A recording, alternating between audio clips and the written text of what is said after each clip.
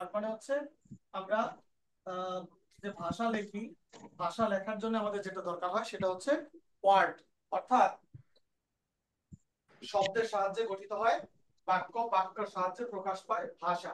তাহলে আমরা শব্দকে কি বলতে পারি? আমরা স্টার দিয়ে বলতে পারি দুই বা ততোধিক ধ্বনি, দুই বা ততোধিক, দুই বা ততোধিক ধ্বনি পাশাপাশি বসে, দুই বা ততোধিক ধ্বনি পাশাপাশি বসে পূর্ণ অর্থ প্রকাশ করবে, পূর্ণ অর্থ প্রকাশ করলে তাকে শব্দ বলে। তাহলে শব্দ হচ্ছে দুই বা ততোধিক ধ্বনি পাশাপাশি বসবে এবং বসে পূর্ণ অর্থ প্রকাশ করবে। যদি করে তাহলে আমরা সেটাকে শব্দ বলবো। এই ক্ষেত্রে আমাদের একটা জিনিস মনে রাখা লাগবে যে ভাষার মৌলিক উপকরণ কাকে বলা হয়। ভাষার মৌলিক উপকরণ হচ্ছে বাক্য, মূল উপাদান হচ্ছে ধ্বনি। তাহলে শব্দ, শব্দ হচ্ছে ভাষার অলংকার। তাহলে আমরা স্টার দিয়ে লিখে রাখবো শব্দ হচ্ছে ভাষার অলংকার। শব্দ হচ্ছে ভাষার অলংকার। শব্দ হচ্ছে ভাষার অলংকার। কেন শব্দ ভাষার অলংকার? তার কারণ আমি যে বাক্য গঠন করব সেই বাক্যের মধ্যে যে শব্দগুলো ব্যবহার করব, সেই শব্দগুলো যদি আমার সুন্দর হয় তাহলে আমার ভাষা সুন্দর হবে। যদি শব্দ সুন্দর না হয় তাহলে কখনো আমার ভাষা সুন্দর হবে না। এই জন্য ভাষাকে বলা হবে শব্দের, সরি মানে শব্দকে বলা হবে ভাষার অলংকার। ভাষাকে সুন্দর করার জন্য, যেমন একটা নারীকে সুন্দর করার জন্য যেমন গহনাগাটি দরকার হয়, অলংকার দরকার হয়, ঠিক একই রকম ভাষাকে সুন্দর করার জন্য আমাদের সুন্দর সুন্দর শব্দ দরকার হয়। তাহলে এই শব্দগুলোকে আমরা কয় ভাগে ভাগ করতে পারি? একটা জিনিস তোমাদের মনে রাখতে হবে, এই শব্দ পড়লে লাভটা কোথায় কোথায়। এই শব্দ পড়লে প্রাথমিক বিদ্যালয়ে পরীক্ষা দিতে যাবা, এখান থেকে শব্দ আসবে। এই শব্দ বিশ্ববিদ্যালয়ে ভর্তির পরীক্ষাতে আসবে। এই শব্দ শিক্ষক নিবন্ধনে আসবে। এই শব্দ যে কোনো ধরনের চাকরি পরীক্ষায় যাওয়া আসবে। বিসিএস এ সব থেকে বেশি আসবে। কেন? কারণ বিসিএস এ এটা প্রিলিতেও আছে, বিসিএস এ বাংলা রিটেনেও আছে, এবং এই শব্দ থেকে মেন্টাল এবিলিটিতেও অনেক সময় প্রশ্ন করা হয়ে থাকে। তার মানে এই শব্দগুলো পড়লে এতগুলো লাভ হবে। এখন আমরা প্রশ্ন করব যে শব্দগুলোকে কয় ভাবে ভাগ করতে পারি। স্টার দিয়ে শব্দকে তিন ভাবে, শব্দকে তিন ভাবে ভাগ করা যায়। তিন ভাবে ভাগ করা যায়। মানে শব্দকে তিন ভাবে ভাগ করা যায়। এক হচ্ছে গঠন অনুসারে, এক হচ্ছে গঠন অনুসারে, দুই হচ্ছে অর্থ অনুসারে, অর্থ অনুসারে, আর তিন হচ্ছে উৎস বা উৎপত্তি অনুসারে, উৎস বা উৎপত্তি অনুসারে। এই ক্ষেত্রে তোমাদের একটা জিনিস মনে রাখতে হবে, সেটা হচ্ছে অর্থ অনুযায়ী শব্দ, এই শ্রেণী বিভাগটা বর্তমানে মানে 2021 সালের পরে এটাকে বাদ দিয়ে দেওয়া হয়েছে। বর্তমানে এখানে যুক্ত করা হয়েছে পদ বিবেচনায় শব্দ। এখন আমরা যেহেতু পদটাকে আলাদা করেই পড়বো, সুতরাং এই জায়গাতে আমরা পদ বিবেচনায় শব্দ এইটা পড়বো না। আমরা এই যেভাবে আছে পুরাতনটা, আমরা পুরাতনটাই পড়বো। কেন পড়বো? কারণ পরীক্ষায় আসলে কোনটা থেকে প্রশ্ন হবে এটা বলা মুশকিল। যেহেতু পরীক্ষা প্রশ্ন মানে আমরা করব না, একটা কর্তৃপক্ষ করবে, তারা কোনটাকে ধরবে তারাই ভালো জানে। এই জন্য আমরা কোনোটা বাদ না দিয়ে আমরা এই তিনটাই করবো এবং বিস্তারিত করবো। তাহলে প্রথমে করব গঠন অনুসারে শব্দকে কত ভাবে ভাগ করা যায়। স্টার দিয়ে গঠন অনুসারে, গঠন অনুসারে শব্দ দুই প্রকার। গঠন অনুসারে শব্দ হচ্ছে দুই প্রকার। এক মৌলিক শব্দ, এক হচ্ছে মৌলিক শব্দ, দুই হচ্ছে সাধিত শব্দ। তাহলে মৌলিক শব্দ কাকে বলে? আমরা মৌলিক শব্দের একটা সংজ্ঞা পড়ে যাব। মৌলিক শব্দ হচ্ছে সেই সকল শব্দ যে সকল শব্দকে আর ক্ষুদ্রতম অংশে ভাগ করা যাবে না, অথবা ভাগ করলে যে শব্দের আর কোনো অর্থ পাওয়া যাবে না, অথবা যে শব্দকে বিশ্লেষণ করা যায় না। তাহলে আমরা লিখবো যে সকল শব্দকে বিশ্লেষণ করা যায় না, বিশ্লেষণ করা যায় না, অথবা বিশ্লেষণ করলে অর্থ ঠিক থাকে না, বিশ্লেষণ করলে অর্থ ঠিক থাকে না, তাকে বলা হয় মৌলিক শব্দ। মৌলিক শব্দ মানে হচ্ছে যে সকল শব্দকে বিশ্লেষণ করা যায় না, অথবা বিশ্লেষণ করলে অর্থ ঠিক থাকবে না, অথবা যে সকল শব্দগুলোকে কোনোভাবেই প্রকৃতি প্রত্যয় করা যায় না। অর্থাৎ এটাকে আমরা আরেকটা নাম দিতে পারি, সেটা হচ্ছে যে সকল শব্দকে প্রকৃতি প্রত্যয় করা যায় না। তার মানে প্রকৃতি প্রত্যয় না করা গেলে এই শব্দগুলোকে কখনোই মানে ভাঙানো যাবে না। যার কারণে এই শব্দগুলোকে আমরা মৌলিক শব্দ বলবো বা মৌলিক শব্দ হিসেবে ডাকবো।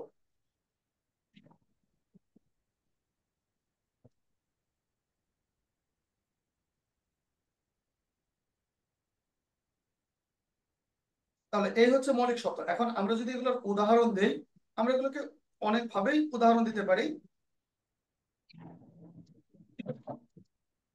যেমন হাত, পা, মাথা। আমি একটু আপনাদের লেখার জন্য সময় দিলাম। যেমন হাত, এই হাত তোমারটা ভাঙা যায়, বাট এই শব্দটাকে ভাঙা যায় না। তারপর হচ্ছে ধরো মা, এরপর হচ্ছে লাল, ধরো এরপর হচ্ছে গোলাপ, গোলাপ, এরপর হচ্ছে ফুল, ধরো বই, বল, ফল, এরপর হচ্ছে নাচ ইত্যাদি। এই শব্দগুলোকে ভাঙা যায় না। অনেকেই এই নাচকে ভেঙে এইভাবে প্রকৃতি প্রত্যয় করবে, কিন্তু সেই নাচ এটাই থাকে। আচ্ছা, আমরা বিতর্কে যাবো না, আমরা নাচটাকে বাদ দিয়ে দিলাম। তাহলে দেখো, লাল, মা, আহ, হাত, গোলাপ, ফুল, বই, কল ইত্যাদি। তো পরীক্ষায় যদি প্রশ্ন করা হয়, তাহলে সব থেকে বেশিরভাগ প্রশ্ন আসে হাত। হাত কোন শব্দ, লাল কোন শব্দ, গোলাপ কোন শব্দ, ফুল কোন শব্দ। মৌলিক শব্দ হিসেবে পরীক্ষায় আসতে আমি তোমাদেরকে এইটুকু অন্তত বলতে পারি যে যে চারটা দেখালাম, এই চারটা থেকে একটা পরীক্ষায় আসে। কেন আসে? কারণ এক্সামিনাররা জানে তোমাদের হাতে থাকে লাল গোলাপ ফুল, লাল গোলাপ ফুলের এতটুকু দাম, এজন্য পরীক্ষায় এটাই সব থেকে বেশিবার দিয়ে থাকে। যাই হোক, তাহলে এগুলোকে বলা হয় মৌলিক শব্দ। এরপর আমরা করবো সাধিত শব্দ। সাধিত শব্দ, এই ক্ষেত্রে তোমাদের একটু বলে রাখি, সাধিত শব্দ মানে কি। আমরা বিসিএস লিখিত পরীক্ষায় এই বাংলার জন্য একটা টপিকস পড়ি, যার নাম হচ্ছে শব্দ গঠন। সেখানে পড়তে হয় শব্দ গঠন বলতে কি বুঝো, বাংলা ভাষায় কি কি উপায়ে শব্দ গঠিত হয়। মূলত এই জিনিসটা আসলে ওইটার সঙ্গে সম্পৃক্ত। কেন? শব্দ গঠন মানে হচ্ছে বিভিন্ন অর্থে আমাদের নতুন নতুন শব্দের প্রয়োজন পড়ে। তাহলে যে ভিন্ন অর্থে বা বিভিন্ন অর্থে যে নতুন শব্দের প্রয়োজন পড়ে, মূলত এই নতুন শব্দগুলো গঠনের যে প্রক্রিয়া, এই প্রক্রিয়াকে বলা হয় শব্দ গঠন। তাহলে শব্দ গঠন মানে হচ্ছে এই যে ভিন্ন ভিন্ন প্রক্রিয়ায় যে শব্দগুলো তৈরি হয়, এই শব্দগুলো তৈরির যে প্রক্রিয়া বা মাধ্যম, মানে এই মাধ্যমগুলোকে সাধারণত আমরা শব্দ গঠন বলে থাকি। তাহলে এই ক্ষেত্রে আমাদের একটা জিনিস মনে রাখতে হবে, এই যে সাধিত উপায়ে যে শব্দগুলো গঠিত হবে, এই শব্দগুলো সাধারণত তোমার ভিন্ন অর্থ প্রকাশ করবে, মানে হচ্ছে কয়েকটি অর্থ প্রকাশ করবে। এগুলা কখনোই তার মৌলিক শব্দের সঙ্গে এক অর্থ বজায় রাখবে না। মৌলিক শব্দের সঙ্গে তার অর্থগুলো কখনোই এক থাকবে না। এই শব্দগুলো ভিন্ন অর্থ প্রকাশ করে বলেই এগুলাকে সাধিত শব্দ বলে। তাহলে সাধিত শব্দ মানেই হচ্ছে ভিন্ন উপায়ে গঠিত শব্দ। তাহলে এই ক্ষেত্রে আমরা একটা সংজ্ঞা লিখবো। আমরা সংজ্ঞায় বলবো, যে সকল শব্দকে বিশ্লেষণ করলে ভিন্ন অর্থ পাওয়া যায়। তাহলে সাধিত শব্দের সংজ্ঞায় লিখবো, যে সকল শব্দ যে সকল শব্দ বিশ্লেষণ করলে ভিন্ন অর্থ পাওয়া যায়। তো যে সকল শব্দকে বিশ্লেষণ করলে ভিন্ন অর্থ পাওয়া যায়, এক কথায় আমরা তাকে সাধিত শব্দ বলবো। আচ্ছা, অনেকেই এই সাধিত শব্দ সংজ্ঞাটা অন্যভাবে দাঁড় করায়। তারা বলে মৌলিক শব্দ ব্যতীত যত শব্দ থাকে এই সকল শব্দগুলোকে সাধিত শব্দ বলবো। হ্যাঁ, এটা বলাই যায়, কিন্তু এটা বললে যে খুব বেশি ভালো মনে হয়, মানে আমার কাছে সেটা মনে হয় না যে এইভাবে সংজ্ঞায়িত করলে সেটাকে ভালো দেখায় বা ভালো মনে হয়। তাহলে আমরা বলতে পারি, যে সকল শব্দকে বিশ্লেষণ করলে ভিন্ন অর্থ পাওয়া যায়, মূলত এই জাতীয় শব্দগুলোকে সাধিত শব্দ বলা হয়। তাহলে আমরা সাধিত শব্দের উদাহরণ পড়বো না, উদাহরণ না পড়ে আমরা পড়বো হচ্ছে কি কি উপায়ে সাধিত শব্দগুলো তৈরি হয়, উপায়গুলো লিখবো। তাহলে স্টার্ট দিয়ে লিখবো, নিম্নলিখিত উপায়ে নিম্নলিখিত উপায়ে সাধিত শব্দ তৈরি হয়। নিম্নলিখিত উপায়ে সাধিত শব্দ তৈরি হয়। তাহলে উপায়গুলো কি, আমরা সেই উপায়গুলো দেখব। 1 নম্বর উপায় সন্ধির সাহায্যে।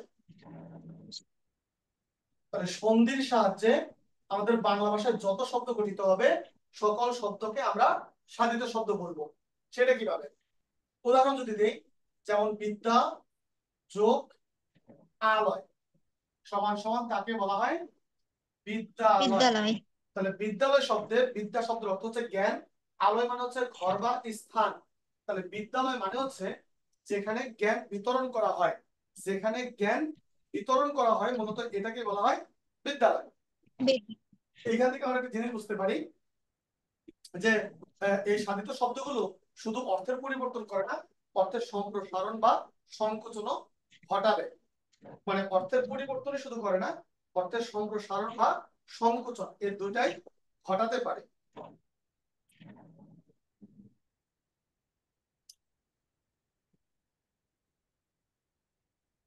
আবার দেখো, আমি যদি আরো উদাহরণ দেই, তাহলে এটা তো হলো শুধু বিদ্যালয়ের কথা, আমাদের আরো অনেক উদাহরণ রয়েছে যেগুলো আমরা এখানে দিতে পারি। আহ যেমন শুভেচ্ছা, শুভ, শুভ যোগ ইচ্ছা, তাকে বলা হয় শুভেচ্ছা। তাহলে শুভেচ্ছা একটি সন্ধিগঠিত শব্দ। এই সন্ধিগঠিত শব্দের মাধ্যমে আমাদের বাংলা ভাষায় নতুন শব্দ তৈরি হয়। এই নতুন শব্দ তৈরির যে প্রক্রিয়া, এই প্রক্রিয়াগুলোকে বলা হয়ে থাকে সাধিত শব্দ। এরপর দেখো, যদি আমরা আরো লিখি, রবি যোগ ইন্দ্র, রবি যোগ ইন্দ্র সমান সমান রবীন্দ্র। তাহলে এটা সন্ধিগঠিত শব্দ।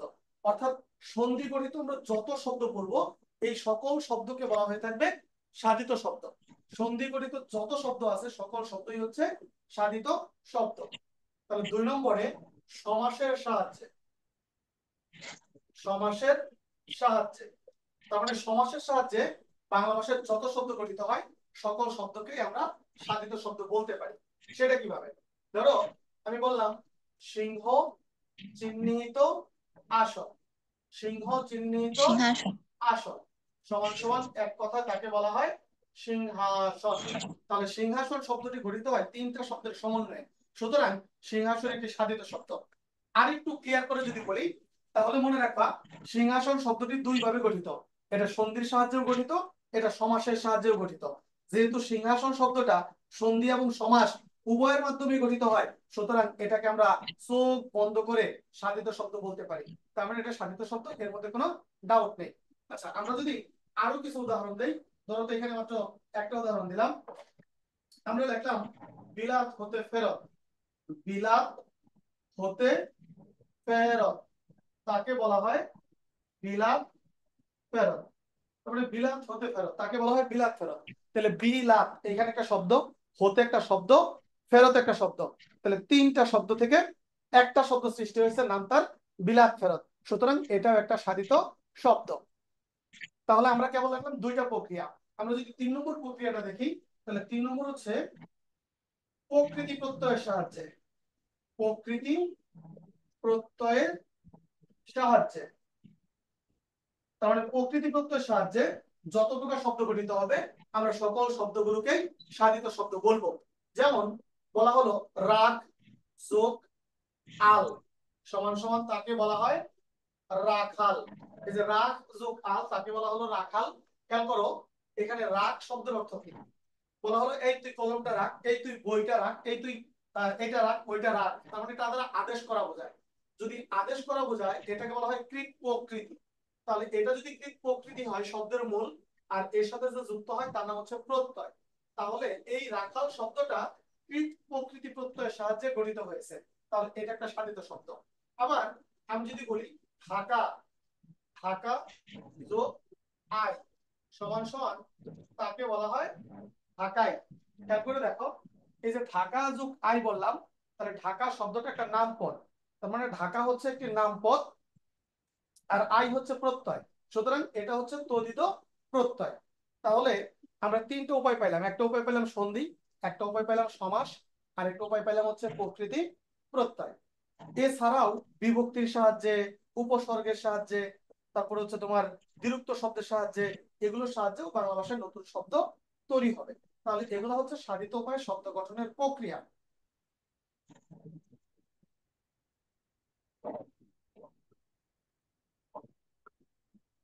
তাহলে আমরা 4 নম্বরটা লিখবো। 4 নম্বরটা হচ্ছে উপসর্গের সাহায্যে। উপসর্গের সাহায্যে। আচ্ছা, উপসর্গ বসে কোথায়? আমরা জানি উপসর্গ বসে শব্দের শুরুতে, অর্থহীন ধ্বনি বা ধ্বনি সমষ্টি। যেমন প্র একটা উপসর্গ, এটা ভাতের আগে বসলে শব্দটা হয়ে গেছে প্রভাত। এরপর ধরো পাতি একটি উপসর্গ, এটা বসছে নেতার আগে, এটা হয়ে গেছে পাতি নেতা। এরপর ধরো রাম একটি উপসর্গ, এরপরে ছাগল বসছে, শব্দটা হয়ে গেছে রাম ছাগল। তাহলে এগুলো হচ্ছে আমাদের উপসর্গ যুগে গঠিত শব্দ। যতগুলো উপসর্গ যুগে গঠিত শব্দ আছে সকল শব্দই হচ্ছে সাধিত শব্দ।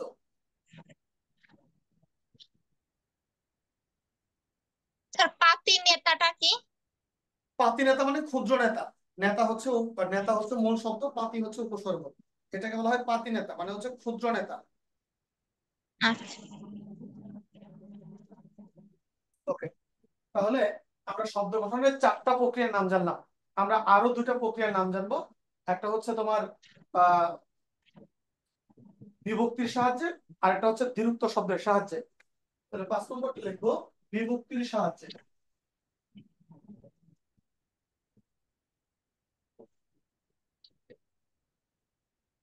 বিভক্তির সাহায্যে। তাহলে বিভক্তির সাহায্যে শব্দ গঠন কিভাবে? যেমন দেখ যোগ আ সমান সমান তাকে বলা হয় দেখা। যেমন পর যোগ আ সমান তাকে বলা হয় পড়া। নাচ যোগ এ সমান সমান তাকে বলা হয় নাচে। তাহলে এই 5টা মনে রাখলেই হবে। এই 5টার সাহায্যে যত প্রকার শব্দ গঠিত হবে আমরা সকল শব্দকেই সাধিত শব্দ বলবো। সকল প্রকার শব্দকেই সাধিত শব্দ বলবো। তাহলে দেখো আমাদের গঠন অনুযায়ী শব্দের আলোচনা শেষ। এবার আমরা শুরু করব অর্থের, অর্থ অনুযায়ী শব্দের প্রকার দেয়। তাহলে অর্থ অনুযায়ী শব্দ কত প্রকার? স্টার দিয়ে লিখলে অর্থ অনুসারে শব্দকে 3 ভাগে ভাগ করা যায়। অর্থ অনুসারে শব্দকে শব্দকে 3 ভাবে ভাগ করা যায়। 1 নম্বরে যৌগিক শব্দ। 1 নম্বরে যৌগিক শব্দ। 2 নম্বরে রুঢ় বা রূঢ়ি শব্দ। 3 নম্বরে যোগরূঢ় শব্দ। যোগরূঢ় শব্দ। তাহলে 3 ভাগে হচ্ছে অর্থ অনুসারে। অর্থ অনুসারে আমরা শব্দকে 3 ভাগে ভাগ করতে পারি। 1 নম্বর হচ্ছে যৌগিক শব্দ, 2 নম্বর হচ্ছে রুঢ় বা রূঢ়ি শব্দ, আর 3 নম্বরে হচ্ছে যোগরূঢ় শব্দ। তাহলে আমরা প্রথমে যেটা পড়বো সেটা হচ্ছে যৌগিক শব্দ।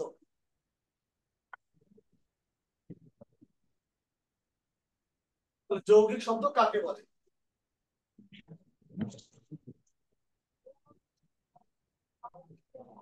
যে সকল শব্দ প্রকৃতি প্রত্যয় অনুসারে গঠিত। প্রকৃতি প্রত্যয় অনুসারে গঠিত এবং প্রকৃতি প্রত্যয়ের অর্থই বোঝায়। প্রকৃতি প্রত্যয়ের অর্থই বোঝায়। এটাকে আমরা আরেকভাবে সংজ্ঞায়িত করতে পারি, যে সকল শব্দ গঠন গঠন এবং অর্থ অনুসারে একই। তার মানে শব্দকে ভাঙলে যে অর্থ পাওয়া যায় এবং এটার যে ব্যবহারিক অর্থ, দুইটা যদি একই, দুইটা একই হইলে মূলত আমরা তাকে বলতে পারি তোমার হচ্ছে আহ যৌগিক শব্দ। তার মানে যৌগিক শব্দের ব্যবহারিক অর্থ এবং হচ্ছে তোমার আহ বুৎপত্তিগত অর্থ মূলত দুইটাই এক। যখন দুইটার অর্থ এক হয় তখনই সেটাকে বলা হয়ে থাকে তোমার যৌগিক শব্দ। যেমন যেমন দেখো, মিতালি। মিতালি শব্দের অর্থ হচ্ছে বন্ধুত্ব। আমরা যখন ক্লাস 5-এ পড়তাম, তখন 5-এর বাংলা বইতে পড়েছি প্রথম অধ্যায়ে, রূপসী বাংলাদেশ, সেখানে পড়তাম যে নদীর সঙ্গে রয়েছে এদেশের মানুষের গভীর মিতালি। তার মানে এই মিতালি শব্দের অর্থ হচ্ছে বন্ধুত্ব। এটাকে ভাঙলে পাওয়া যায় মিতা যুগ আলী, অর্থাৎ বন্ধুর মতো ভাব। তাহলে এই শব্দের অর্থ দাঁড়াচ্ছে বন্ধুর মতো ভাব, আর এই শব্দ হচ্ছে বন্ধু বা বন্ধুত্ব, যেটাই বলি না কেন। তার মানে এই শব্দ দুটার অর্থ এক, এটার গঠনগত অর্থ এবং ব্যবহারিক অর্থ দুইটাই এক। যেহেতু দুইটা এক, তাহলে এই জাতীয় শব্দগুলোকে আমরা বলবো যৌগিক শব্দ। আমাদের বাংলা ভাষায় এরকম অনেক যৌগিক শব্দগুলোই আছে। তারপরেও এখান থেকে কিছু গুরুত্বপূর্ণ যৌগিক শব্দগুলো আছে যেগুলো পরীক্ষায় আসে। আমি যদি এক কথায় বলি তাহলে এইভাবে বলতে পারি: মধুর গায়ক কর্তব্য না করে বাবনা ভাব দেখিয়ে পিতৃহীন মিতালি ও দৌহিত্রকে নিয়ে চিকা মারতে গেল। আমি যে শব্দগুলো বললাম, মূলত এই শব্দগুলোই যৌগিক শব্দ হিসেবে গুরুত্বপূর্ণ। কিভাবে? তাহলে আমরা এই শব্দগুলোকে একটু লিখে নিতে পারি। মধুর গায়ক,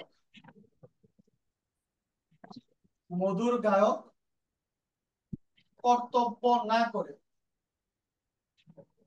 মধুর গায়ক কর্তব্য না করে বাবুয়ানা ভাব দেখিয়ে, বাবুয়ানা ভাব দেখিয়ে পিতৃহীন, পিতৃহীন মিতালি ও দৌহিত্রকে নিয়ে, পিতৃহীন মিতালি ও দৌহিত্রকে নিয়ে চিকা মারতে গেল, চিকা মারতে গেল। তাহলে এই সকল শব্দগুলোকে কি শব্দ বলা হবে? যৌগিক শব্দ। কিভাবে? দেখো, এখানে মধুর একটা শব্দ, গায়ক একটা শব্দ, কর্তব্য একটা শব্দ, বাবুয়ানা, পিতৃহীন, মিতালি, দৌহিত্র, চিকামারা, এই সব সকল শব্দই কিন্তু যৌগিক শব্দ। আচ্ছা, এগুলাকে কেন যৌগিক শব্দ বলবো আমরা একটু ভেঙে ভেঙে দেখাবো। দেখো, আমি বলি, একটু শোনো। অর্থাৎ আমরা জানি যে যৌগিক শব্দ হচ্ছে শব্দের গঠনগত এবং ব্যবহারিক অর্থ যখন এক হয়। তাহলে এখানে যদি আমরা মধুরটাকে ভাঙি, তাহলে মধুর যোগ স্ন, মধুর। এই মধুর মানে কি? মিষ্টির মতো। কারণ এটাকে ভাঙলেও পাওয়া যায় মিষ্টির মতো ভাব। গায়ক মানে হচ্ছে যে গান গায়। এটাকে যদি ভাঙি তাহলে দাঁড়ায় গই যুগ অক বা নক, মানে হচ্ছে যে গান করে। কর্তব্য মানে কি? কর্তব্য মানে হচ্ছে যা করা উচিত। তাহলে এটাকে যদি ভাঙি তাহলে দাঁড়ায় ত্রিযুক্তব্য, এটার অর্থ হচ্ছে যা করা উচিত। অপরদিকে বাবু আনা মানে হচ্ছে বাবুর মতো ভাব। আমরা জানি যে বাবু কারা? বাবু হচ্ছে শিশুরা। আবার যারা একটু বড়লোকি ভাব দেখায় তাদেরকে বাবু বলা হয়। মানে সেই হিসেবে বাবু আনা মানে যাদের পা মাটিতে পড়ে না। পিতৃহীন মানে হচ্ছে যার বাবা নেই, পিতা মারা গিয়েছে। তার মানে অর্থ তো একই দাঁড়ায়। মিতালি আমরা একটু আগে দেখেছি বন্ধুত্ব বা বন্ধুর মতো ভাব। দৌহিত্র মানে মেয়ের ছেলে মেয়েকে বোঝায়, নাতি। দৌহিত্র মানে হচ্ছে নাতি, মেয়ের ছেলে, মেয়ের ঘরের ছেলে। চিকা মারা মানে হচ্ছে দেয়াল লিখন। এই যে দেয়ালে লেখলে যেরকম হয়, আর চিকা মেরে কালি দিয়ে সরাই দিলে প্রায় কাছাকাছি, তাই না? এটা বলে চিকা মারা। চিকা মারা শব্দের অর্থই হচ্ছে দেয়াল লেখন। তাহলে এই শব্দগুলোর গঠনগত অর্থ এবং ব্যবহারিক অর্থ এক হওয়াতে এই শব্দগুলোকে বলা হয় যৌগিক শব্দ।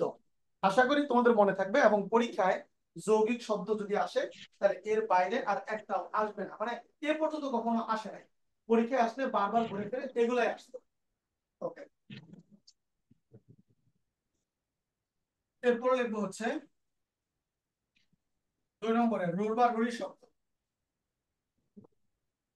রুল বা রুড়ি শব্দ,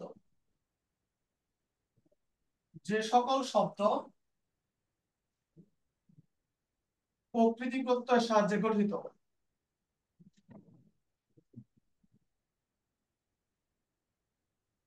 প্রকৃতি প্রত্যয়ের সাহায্যে গঠিত, কিন্তু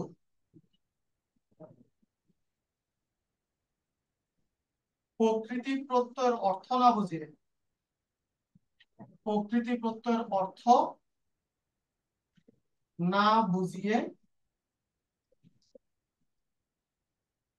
ভিন্ন অর্থ বোঝায়, তাকে রোর বা রুরি শব্দ বলে। তাহলে যে সকল শব্দ প্রকৃতি প্রত্যয়ের সাহায্যে গঠিত কিন্তু প্রকৃতি প্রত্যয়ের অর্থ না বুঝিয়ে ভিন্ন অর্থ বোঝায় তাকেই বলা হয় রোর বা রুরি শব্দ। তাকেই বলা হয় রোর বা রুরি শব্দ। যেমন দেখাচ্ছি, যেমন হচ্ছে ধরো গবেষণা। আমরা যদি বলি গবেষণা, এই গবেষণা শব্দের অর্থ কি? গবেষণা শব্দের অর্থ তো অনেক কিছু, তাই না? গবেষণা মানে কি? গবেষণা মানে হচ্ছে কোনো জিনিসকে অনুসন্ধান করা, কোনো জিনিসকে খুঁজে বেড়ানো, মানে গভীরভাবে অনুসন্ধান করা, সেটাকে গবেষণা বলা হয়। কিন্তু এই গবেষণাকে ভাঙলে পাওয়া যায় গো যোগ এসোনা। গো মানে গরু, এসোনা মানে খোঁজা, গবেষণা মানে গরু খোঁজা। এখন প্রশ্ন, যে গবেষণা মানে কি আসলেই গরু খোঁজা? তাহলে গবেষকরা কি গরু খুঁজে? উত্তর হচ্ছে না, গবেষকরা কিন্তু কখনোই গরু খুঁজে না। গবেষকরা গরু খুঁজবে কেন? গরু খোঁজা কি গবেষণার কাজ? কিন্তু আমরা গবেষণা শব্দটা দ্বারা বোঝাই গরু খোঁজা। তাহলে যেহেতু অর্থ ভিন্ন, এই জন্য এটাকে বলা হয় রুর বা রুরি শব্দ। তাহলে যতগুলো রুর বা রুরি শব্দ আছে আমরা সবগুলোকে একসাথে লিখতে পারি। আমরা একটু মনে রাখার জন্য লিখবো এক প্রবীণ গবেষণা করে, এক প্রবীণ গবেষণা করে তেলে ভাজা সন্দেশ খেয়ে, তেলে ভাজা সন্দেশ খেয়ে পাঞ্জাবি পরে,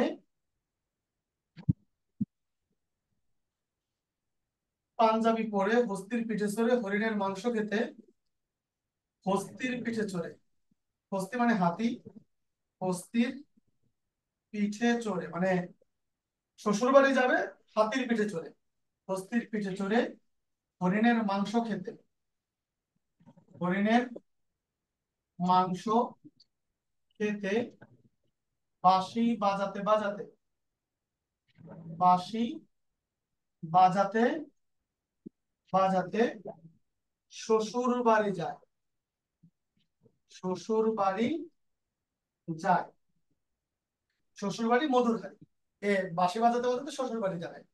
তাহলে এখানে প্রবীণ একটা শব্দ, এটা হচ্ছে রোর বা রুরি শব্দ। কারণ প্রবীণ মানে বৃদ্ধ, কিন্তু এটাকে ভাঙলে পাওয়া যায় প্র যোগ বিন, মানে হচ্ছে যে প্রকৃষ্ট রূপে বিন বাজায়, অর্থ আলাদা।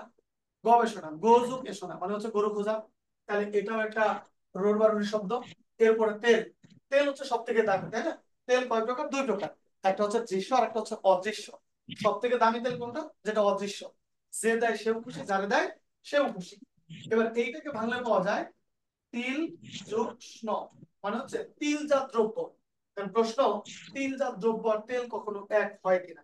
উত্তর হচ্ছে না, যেহেতু ভিন্ন অর্থ সুতরাং ওইটা একটা রুড়ো শব্দ।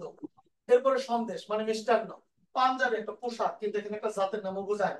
হস্তি মানে হাতি, এখানে বাংলা হস্ত যুক্তি মানে হাত যুক্তি, তার মানে ভিন্ন অর্থ বোঝায়। হরিণ, হরিণকে বাংলা পাওয়া যায় রি যুগ ইন, মানে হচ্ছে যে হৃদয় হরণ করে। হরিণ বাস্তবে হৃদয় হরণ করে না, হৃদয় হরণ করে নারীর একজোড়া সুন্দর চোখ। এরপর আসো মাংস, মা যুগ অংশ মানে মায়ের অংশ। এরপর হচ্ছে বাঁশ, বাঁশ যুক্তি মানে পাটজাত দ্রব্য। ও, এখানে শুরু লেখছি, সরি, এটা হচ্ছে শ্বশুর বাড়ি, শ্বশুর। আর একটা হচ্ছে শ্বশুর, শ্বশুর মানে হচ্ছে যে দ্রুত খায়, কিন্তু শ্বশুর বাস্তবে দ্রুত খায় না। তাহলে এই শব্দগুলোকে বলা হয় রুর বা রুরি শব্দ। যে শব্দগুলোর সঙ্গে কখনোই মানে ব্যবহারিক অর্থ এবং ভাবার্থের মিল থাকবে না বা মিল নেই, এই জাতীয় শব্দগুলোকে বলা হয়ে থাকে রুর বা রুরি শব্দ। তাহলে আমরা এখন পড়বো 3 নম্বরটা। 3 নম্বর হচ্ছে যোগ রুরু শব্দ। তাহলে 3 নম্বর হচ্ছে যোগ রুরু শব্দ। আশা করি তোমাদের লেখা শেষ।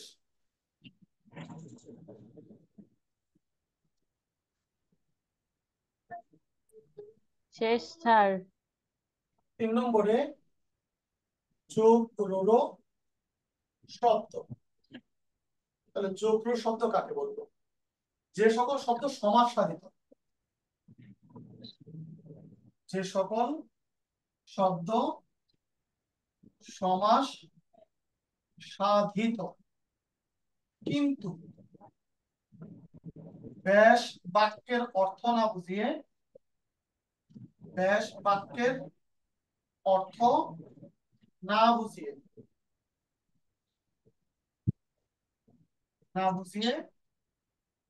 ভিন্ন অর্থ বোঝায়,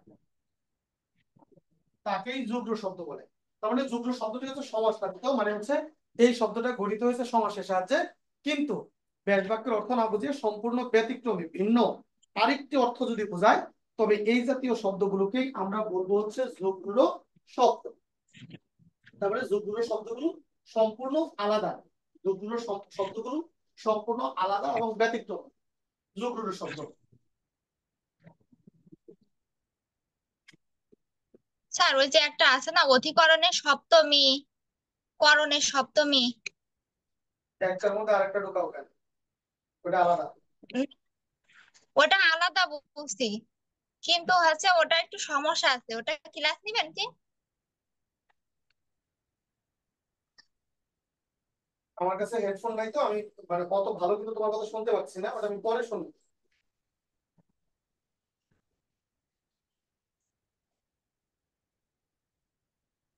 তাহলে আশা করি এইটুকু তোমাদের লেখা শেষ। অর্থাৎ যুগ্র শব্দ মানেই হচ্ছে সমাসসাধিত। যেমন ধরো আমরা যদি বলি জলধি, জলধি মানে কি? জলধি মানে হচ্ছে জল ধারণ করে যে। ওই মালটা কই রাখলাম? দেখো জলধি, জলধি, তাহলে জলধি মানে হচ্ছে জল ধারণ করে যে। এই জলধি শব্দ অর্থ হচ্ছে সমুদ্র। তাহলে কোথায় সমুদ্র আর কোথায় জল ধারণ করে, কখনো অর্থ এক হতে পারে না। একইভাবে দেখো জলদ, জলদ মানে কি? মেঘ। তাহলে আমরা এটাকে যদি বলি জল দেয় যে, তাহলে জল দেয় যে আর জল তো কখনো এক হতে পারে না। এরপর হচ্ছে ধরো মহাযাত্রা, তাহলে মহাযাত্রা মানে হচ্ছে মহা সমারোহে, মহা সমারোহে যে যাত্রা, তাকে বলা হয় মহাযাত্রা। তাহলে এই অর্থগুলো এক নয়, যেহেতু এই অর্থগুলো এক নয়, সুতরাং এগুলাকে বলা হয় মহাযাত্রা মানে মৃত্যু যাত্রা। আর এখানে বলা হচ্ছে মহা সমারোহে যে যাত্রা, মানে হচ্ছে ঢাক ঢোল পিটে